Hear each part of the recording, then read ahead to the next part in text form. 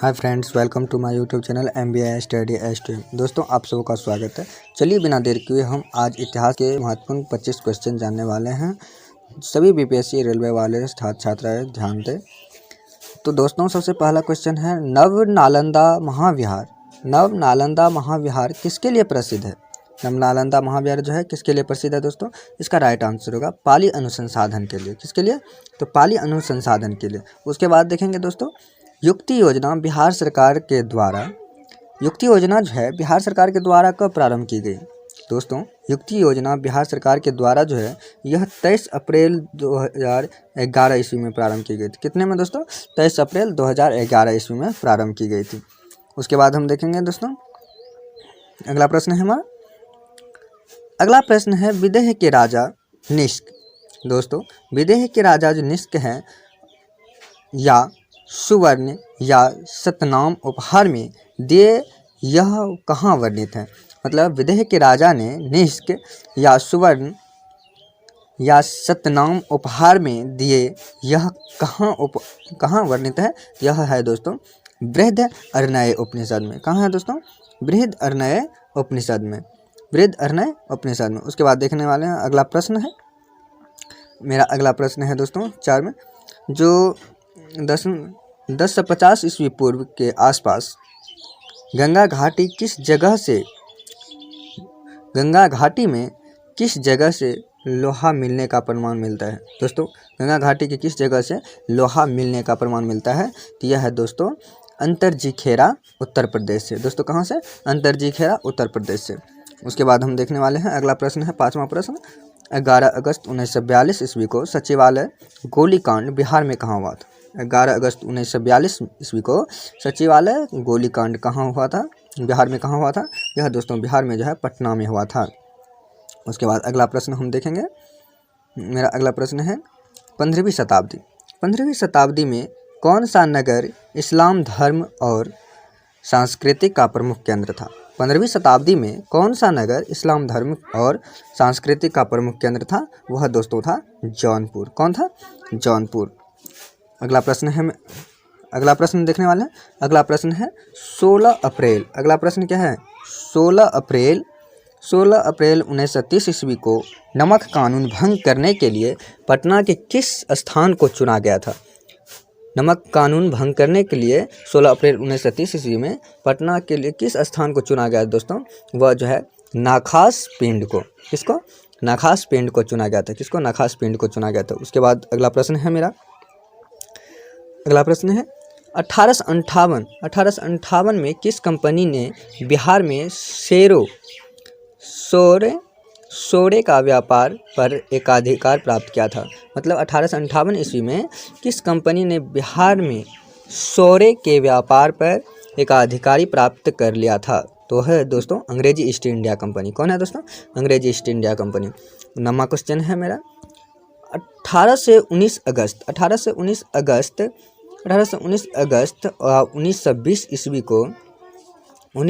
ईस्वी को बिहार प्रांतीय सम्मेलन जो है 12वें अधिवेशन के अध्यक्षता किसने की थी? दोस्तों, यह 12वीं अधिवेशन की अध्यक्षता जो है किसने की थी? यह डॉक्टर राजेंद्र प्रसाद ने किया था।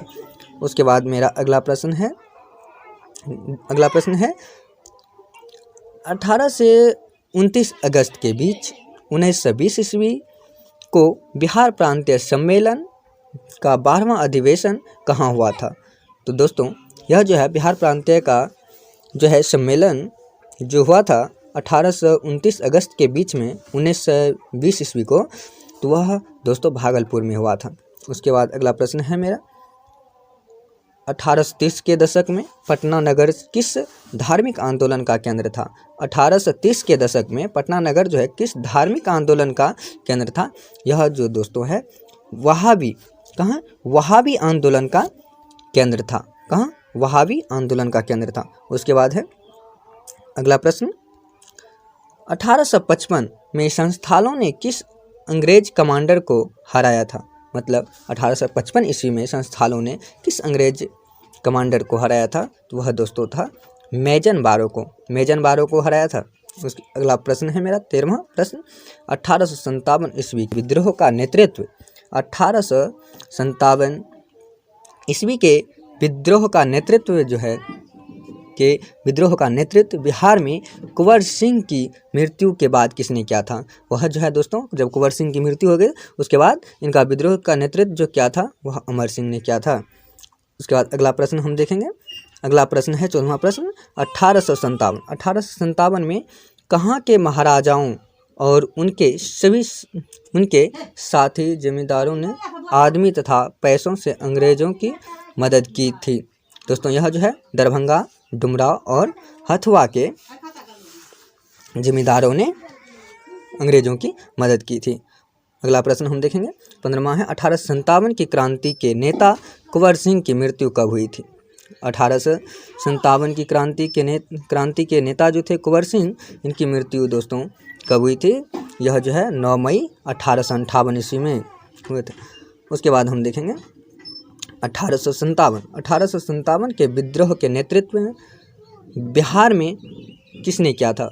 1857 के विद्रोह का नेतृत्व बिहार में किसने किया था? वह दोस्तों कुंवर सिंह ने किया था। अगला प्रश्न है 1857 के विद्रोह के समय भारत का गवर्नर जनरल कौन था? 1857 के विद्रोह के समय भारत का गवर्नर जनरल जो लॉर्ड कैनिंग था दोस्तों। उसके बाद मेरा है अगला प्रश्न है 1899 से 1900 में बिरसा मुंडा आंदोलन के नेता कौन थे? 1899 से लेकर के 1900 ईस्वी में बिरसा मुंडा आंदोलन के नेता जो है कौन थे दोस्तों? यह जो है स्वयं बिरसा मुंडा ही थे। अगला प्रश्न हम देखेंगे।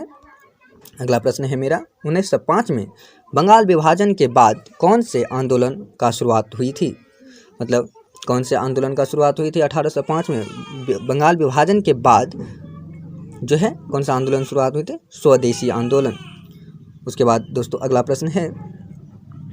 प्रश्न है जो 1908 ईस्वी में छोटा नागपुर कास्त अधिनियम के किस प्रथा पर रोक लगाई थी?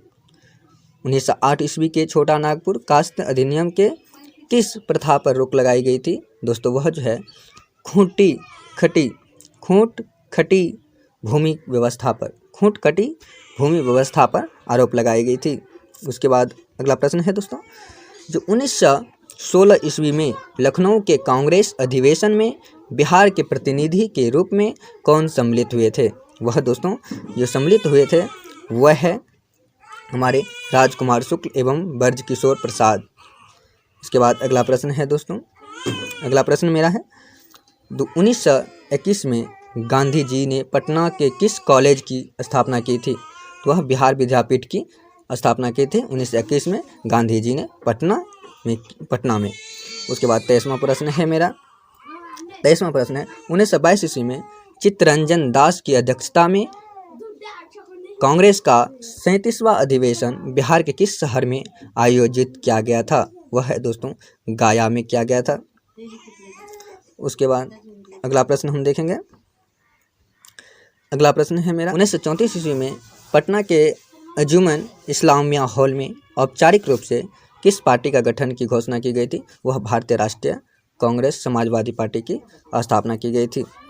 उसके बाद है 25 में है 1935 के अधिनियम से बिहार में विधानसभा परिषद एवं विधानसभा के लिए क्रमशः कितनी सीटों की व्यवस्था की गई थी? तो ये 30 से एवं 192 सीट के। दोस्तों अगर यह वीडियो आप सबों को अच्छा लगे तो प्लीज़ हमारे चैनल को लाइक, सब्सक्राइब एंड शेयर करना ना भूलें। तब तक के लिए जय हिंद, जय भारत।